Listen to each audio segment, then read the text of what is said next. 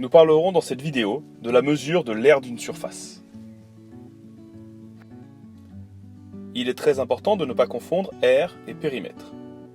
Sur la gauche, vous avez le périmètre d'une figure, c'est-à-dire la mesure de la longueur du contour de la figure, donc en violet. Sur la droite, nous avons l'aire de la figure, c'est-à-dire cette fois-ci la mesure de la surface hachurée en orange, c'est-à-dire la mesure de l'intérieur de la figure. Pour calculer l'aire d'une figure, nous avons besoin d'abord de connaître l'unité d'aire.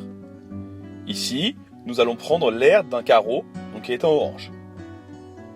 Nous allons ensuite retrouver le nombre de fois que cette unité est reportée dans la figure. Sur la droite, nous voyons que nous pouvons avoir 16 fois ce carreau orange dans la figure. L'aire de la figure est donc de 16 unités.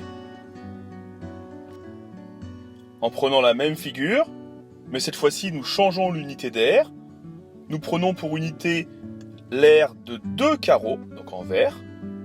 Lorsque l'on partage notre figure pour retrouver cette unité, nous obtenons 8 unités.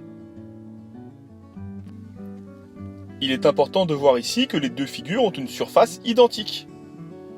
Si elles n'ont pas la même aire, c'est tout simplement parce qu'on n'a pas choisi la même unité au départ. Mais il n'y a pas une figure qui est plus grande que l'autre. L'unité usuelle pour calculer une aire est ce que l'on appelle le mètre carré. C'est en fait l'aire d'un carré de 1 mètre de côté. À vous de jouer maintenant, et on fait attention de ne pas confondre aire et périmètre.